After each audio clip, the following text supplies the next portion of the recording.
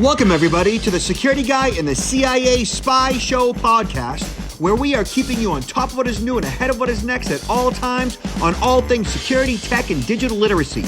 Knowing that when good people like you want to make sure that their money, their family, and their business is safe and secure from attackers, hackers, and thieves, or you just want to make sure your tech is running smoothly, my name is Robert Siciliano. I am the Security Guy, and along with my co-host, Peter Warmka, who is a real and retired United States CIA spy, we will give you every single tool, tip, tactic, and skill that you need to fight the bad guy and keep your physical and digital life secure, worry less, and even make you happier. This podcast will help you breathe easier with less stress and a greater sense of well-being. So let's get at it. And welcome to the Security Guy and CIA Spy. I am Robert Siciliano, and this is Peter Warmka. How are you doing, Robert? Hey, buddy. I'm doing pretty good. Happy holidays to you. Thank you. Likewise. We're in this season again. I thought I just took the Christmas ornaments down, and all of a sudden we're putting it back up. I can't believe how fast this year has gone by.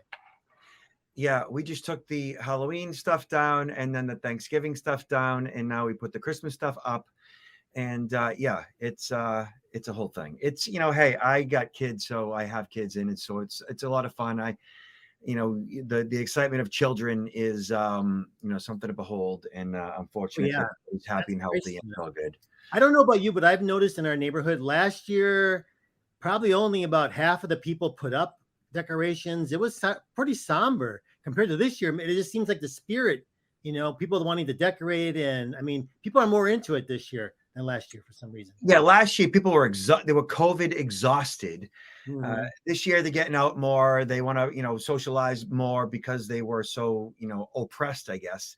And so this year, I'm seeing a lot of Christmas lights. I'm seeing a lot of festive activity going on. So yeah, it's all good. Mm-hmm. Yeah.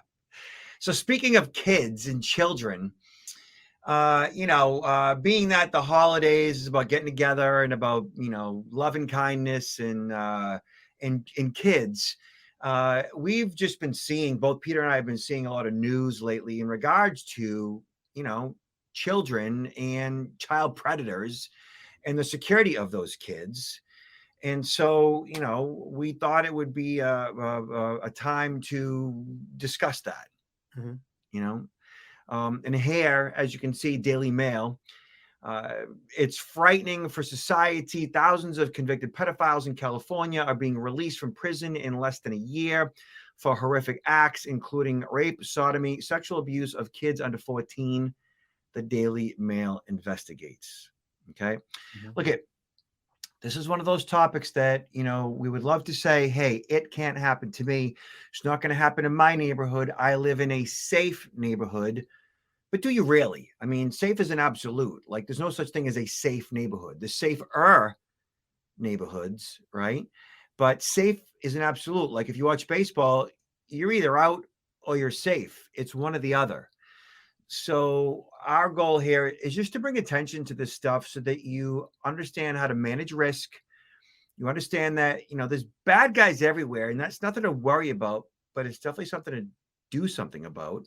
Even in my own town, if I was to do a search on, the local sex offender app, right, I'd see little red dots of sex offenders living within 2 miles of where I live. Mm-hmm. And I think that's pretty much everywhere you are in the country. Okay. So what this particular article talks about is an analysis of a California sex offenders database shows thousands of child molesters are being let out of prison after just a few months. Okay. And I'm sure California is not the only state in the nation like that. The Daily Mail investigation revealed more than 7,000 sex offenders were convicted of lewd and lascivious acts with a child under the age of 14. And this is not unique to California at all. My recent calculations are anywhere from 750 to 850,000 registered sex offenders in the U.S. That's like 17,000, sex offenders per state-ish. And that's like, I don't know, 40 or 50 per city or town with the almost 20,000 city or towns we have in the U.S. What's even more scary about this, Robert, if you think about it, we're not talking about necessarily here the majority of sexual predators. I mean, because a lot of them are never really caught or never prosecuted, right? There's so Yeah. many out there. I mean, you hear about it, even children that maybe have been molested by family members, you know, Right. aunts, uncles, or cousins, that those that comes out, you know, way later, if it ever comes out. And by that time, you know, they're not convicted as predators. So this is a huge problem. And I never had any direct experience with this, but well, I went to I'm not going to say which school it was, but I went to a boarding school in high school. And I never saw anything. I mean, I never perceived anything. When you're 14 to 18 years old back then, you're not really, I mean, people don't talk about that. You're not really aware. But after the fact, several years, decades after I graduated, I found out that a number of my classmates were were sexually molested by individuals several of the individuals who ran this school and who were teachers at the school. Yeah. And I was amazed when I found this out, and the fact that how could I not have noticed something? But I guess I was not sensitized to this issue. People didn't talk about it. But I see the impact on these individuals, and it's for life. I mean, Yeah. it really traumatizes many of them. Some of them, I'm not saying in particular my classmates, but some of them do go on to become predators themselves. Some of them go on to commit suicide. I mean, this is a really serious problem. Yeah, it's the real deal. You could do some searches on like Psychology Today and other, psychology type trade publications. And the research that I've done is backing up a second, like heterosexual, homosexual, these are generally like adults that have certain preferences towards, the opposite sex or the same sex, right? Well, basically at this point, psychologists have deemed pedophilia as an innate choice, meaning that approximately 3 to 4% of all humans that are born, when they become adults, they choose children as their sexual preference. It's not that difficult to find that stat. And that's unfortunate because that's like 3 to 4% of the world's population are attracted to children. And if you look at everything that's gone on in the Catholic Church over the past, 100 years, if you look at what's going on with the Boy Scouts of America, I mean, it's real. It's nothing that we can sweep under the rug like we did 20 years ago. It's out in the open now. When you see that, though, that figure, that percentage that are attracted to, or people that act upon that attraction? Excellent observation, Peter. You are a true security professional. That is those who are consider themselves attracted to children, and not all those who are attracted to children who where pedophilia is innate within them. Not all of them act upon that. The majority of them know that it's wrong. Not all of them can stop those sexual urges. Many of them do, unfortunately, which is why we see so many millions of children that are, preyed upon, and adults that get into professions or volunteer activities where they're around kids. That's where it's so important for parents to have conversations with their kids and talk about this. Even if you think, hey, that would never happen to my family, right? There could always be some, some of these families now become very fluid, where you have people that, get into a relationship, have kids, and whether they're married or not, and move on.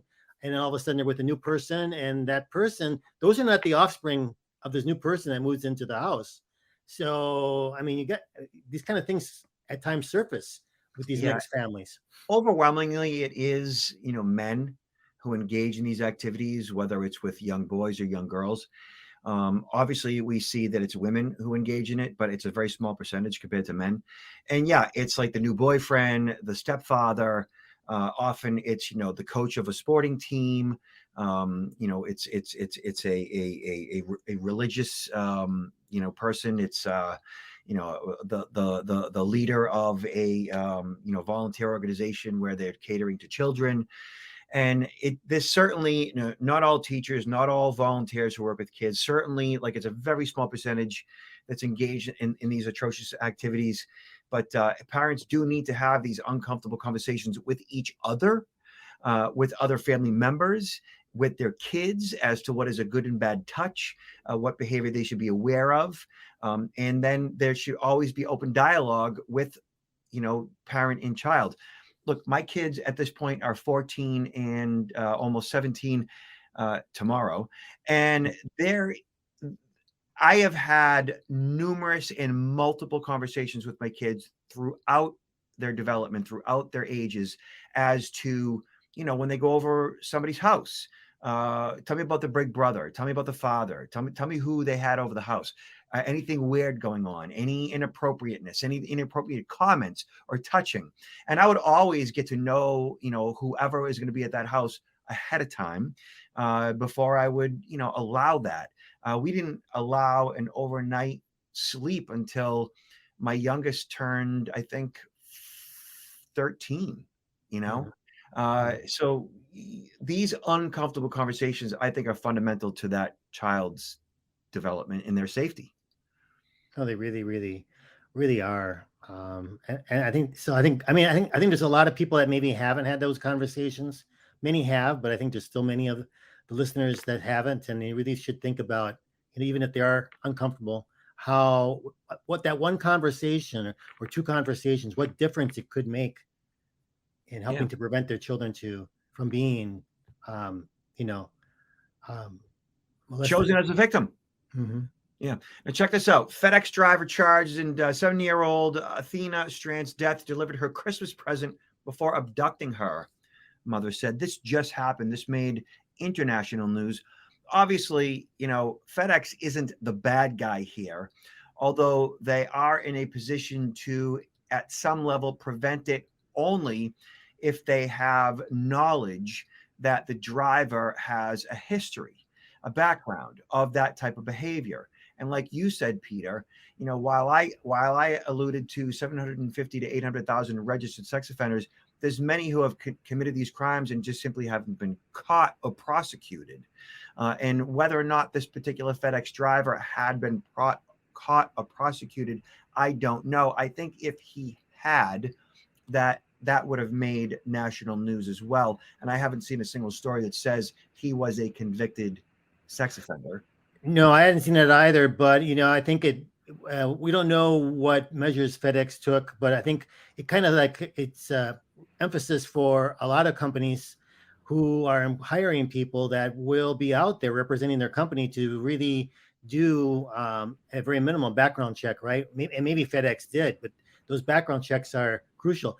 Now, I think the driver, what he said, right, is that he accidentally hit her and she died because of hitting her, and then he kind of like panicked and took her and then disposed of the body. That's, I think, what he said as far as, but I don't know. I mean, I think there's probably a lot more information regarding the story, but that was his line of the events.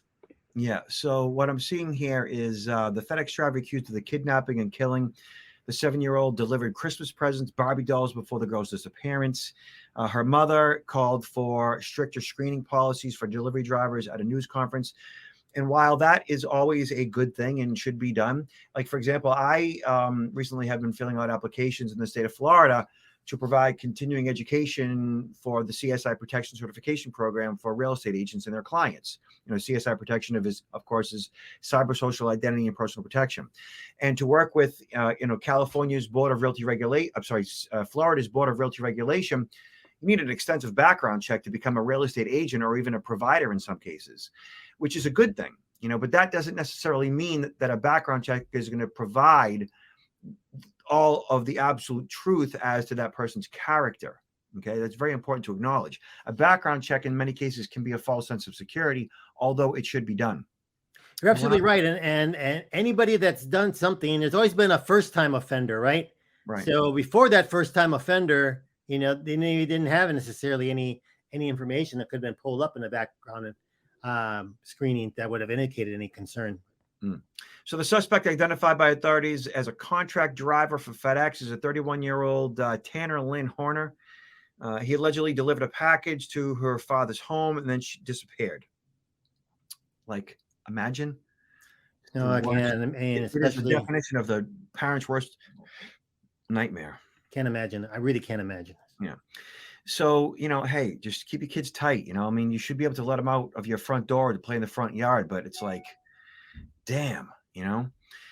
Deputy pose as teen online to groom girl before killing her family. OMG, Peter. This is via Newsy. The previous one was CNN.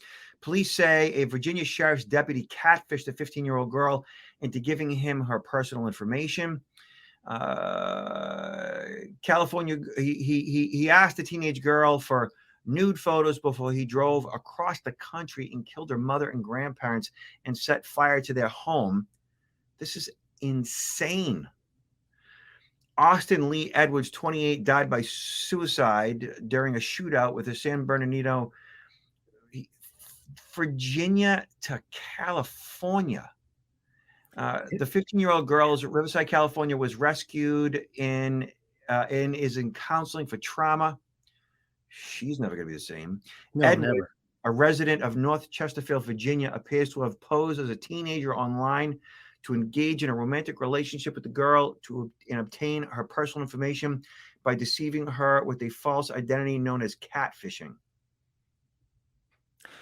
I think this is an article, Robert, that parents should share with, instead of saying, oh, this is like so terrible.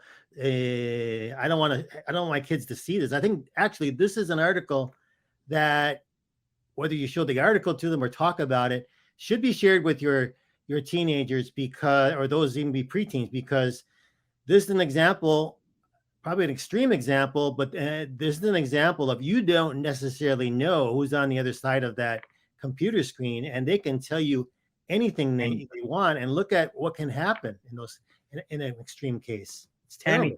Yeah, nuts. And when you're dealing with a sociopath, psychopath adult preying upon a child, in this case, just about half his age, he could say anything to her to get her to trust him. And human beings, by default, we just trust by default. I mean, that's just our inherent nature. As an interdependent species, you just have to trust that the person you are communicating with is in fact who they say they are. When I say inherently, because we rely on each other. We rely on each other to function in a civilized society, in a society that requires procreation in order to flourish and exist, And so trust is a default. And you come out of your mama just trusting that she will take care of you and that you will not be abused and so forth. I mean, it's just nature. And here you have a 15-year-old that probably never had like this uncomfortable conversation with her parents as to, hey, you need to be aware that like who you communicate with online, you just don't know if they are who they say they are. And run that by me first, child. Like have that dialogue with me, child. Look at, I'm a 54-year-old to a 14 and a 17-year-old, and I spend time on their devices. Mm-hmm. I know who they're communicating with. I see their texts. I see their snap. I see they don't do social media, but I see their, WhatsApp and everything else. Like I know who they're communicating with. I've intervened when stuff has gone on that like I'm not comfortable with because they shouldn't be comfortable with. Because you need to be involved in your children's digital lives. Like that digital divide between what's going on in a kid's life and what their parents think they're doing is becoming wider. Mm-hmm. Yeah. So, all right, Peter. And here, FBI warns of new child sextortion scams that use deep fakes. Peter, this one's a bit in your wheelhouse there, right? Deep fakes. So I'm amazed, Robert. I speak about this topic quite frequently, and then when I happen to mention it to somebody who I've just met, they said, what deep fakes are, right? And they shake their head like, no, like they've never heard of it before. I'm just amazed by, I mean, there's already a bit of information that's out there talking about the dangers of, I mean, how deepfakes can really be utilized with detrimental consequences, but so few people are really understanding of it. I guess for the benefit of your listeners, think of deepfakes as a manipulation of synthetic media whereby the likeness of one person, think about the likeness, the face of an individual is superimposed upon the body of another individual. That can be done via photograph. It can be done via video. There's even deepfake voice cloning. So basically, it means that people are having fun with it, but because maybe they know through the apps that they're using, hey, this is a fake. But the danger is when someone doesn't know that what the image they're seeing or the video they're seeing has been manipulated. And I think in this particular case, Robert, it's when children might begin to have a conversation with that extortionist, not knowing that they're in danger. And then the extortionist, instead of asking for, hey, send me a picture of you nude or whatever, they don't ask for that. They just ask for a normal picture. And the kid's probably thinking, I can send my picture, there's nothing wrong with my picture. And then that individual manipulates that image, the likeness of the individual's face, and superimposes it upon the body of someone who is sexually explicit in nature, and then go back to the child and say, listen, I got these images of you, and I am going to, unless you pay me or you do something for me, I am going to share this with all your friends, or send it in your family. And that just, the kids don't know what to do at that point, right? Right. Or adults for that matter. So a different sort of sexual predator is prowling the internet to exploit. This is via designtaxi.com to exploit teens, says the FBI. Overseas scammers are threatening to send explicit images of minors to their friends and family if the victims don't pay up. Only thing, the young subjects were never involved in these graphic scenes. Their faces are realistically planted onto pictures of bodies in compromising positions. The FBI has been on high alert for these sextortion schemes since July. However, it has noticed that the crime spreading to Middle Tennessee. Local news outlets report, so this must be in Tennessee. So far, the offending deepfakes are termed by authorities that the FBI has seen just are photos. No videos have turned into the Bureau yet. So Rachel R. Cohane, intelligence analyst for the FBI, said the perpetrators aren't sexually gratified by the doctored photos. Instead, there's a ploy for revenue for quick cash. And they could be easily doing this from anywhere in the world. Doesn't mean that they're necessarily down the street or the other side of the United States. They could be doing this from, they could be doing this from Thailand or India or wherever. So, Peter, funny story, have, received emails, that ended up either in my inbox and or in my spam folder regarding this exact type of a scam, where the email would say, hey, Robert Siciliano, your username and your password is right here. And they would show like an old username and an old password from an old account that was breached, data that they got from the dark web, nothing that I did. And they would say, we have this, sensitive information about you from a data breach, and we have all of your nude photos from when you were on that webcam, wink, wink, right? And they say, and we are going to share all of that, all those photos with all your friends and family if you don't pay us up via Bitcoin. And, I see this and I know that it's fraud, obviously, man, I know it's like, bad guys trying to get access to me. And I would take that email out of my spam folder and I'd put it in my inbox so that I can share it with my audience, when I speak live. Now, my wife, she manages a portion of my email because she deals with my clients in some cases. I can imagine. My wife sees this email in my inbox and she calls me on the phone because I was like out doing something. She's like, I'm looking at an email in your inbox regarding you and webcam and naked pictures. Is there anything that you need to tell me? I'm like, oh no, that's no. That was a scam. Like it's a scam. Are you sure it's a scam? I'm like, honey, I don't do that stuff. Like I don't. Right? That happened, right? And worse, a colleague of mine contact two colleagues of mine, people in position of authority contacted me saying, hey man, I got this email regarding like me and webcam and naked photos and Bitcoin. What do I do? And I'm like, because what they were basically is insinuating or telling me was that like they think it's real and they were engaged in activities via webcams and they want to know how to like deal with it. You know what I mean?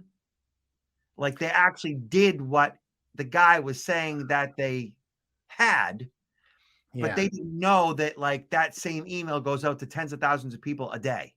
exactly. I mean, I don't know if I would say what percentage of the population, but there's a significant percentage of the population that one time, or other in their life has done something like that. And so they're using the tactic of fear, right? Because it's That that people have unknown. probably done it. Yeah, and so who has this information? What exactly do they have? What could be and they want the problem to go away. So it's kind of like if I pay this person, that problem is going to go away, or at least they hope so. So these guys are out there just sending this out to so many people, knowing that out of a certain percentage of people are going to respond and pay because they're afraid that actually it is true. Right. Yeah. So listen, it's not, I would say to most people, don't engage in webcam stuff anyways. Not that there's anything like inherently wrong with that. I mean, welcome to being human, but still, like, there is the potentiality for something like that to leak. So, yeah, like, keep it under wraps. Yeah. Anyways, Peter, check this out. Everybody, this is Oh, Takito. I know that guy. This is Takito. Introduce Takito, Peter. Takito is actually, this is the time I actually gave Takito to my wife 8 years ago as a Christmas present. He arrived Christmas Eve inside of a box, and I told her that the FedEx had just dropped something off, but she had to sign for it. So she was a little bit irritated because why do I have to go? I'm getting ready, and she came down and there was the box. She opened it and she found Takito. He was smaller then, and he's been with us now since 9 Christmases ago. And he's part of our family, and he gets a little bit excited when we give him gifts, and he just can't wait to open them. All right, well, let's check out Takito. You ready?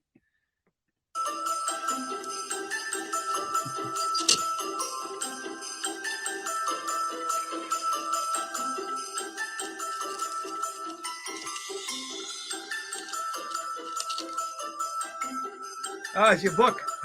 Yeah, he was so excited. So excited. What did you do? Did you like smear the book with dog treats? Don't give away any of my secrets. I'm really good at manipulating people, and I think I can easily manipulate dogs in the process too. Yeah.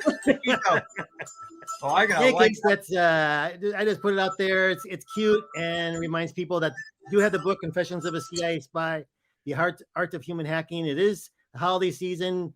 You can get it on Amazon for yourself. Treat yourself, or maybe you're looking for something for a family member or a friend, and it's you can acquire it and get it in no time via Amazon. That is at counterintelligence-institute.com/books. You can see Peter online at counterintelligence-institute.com.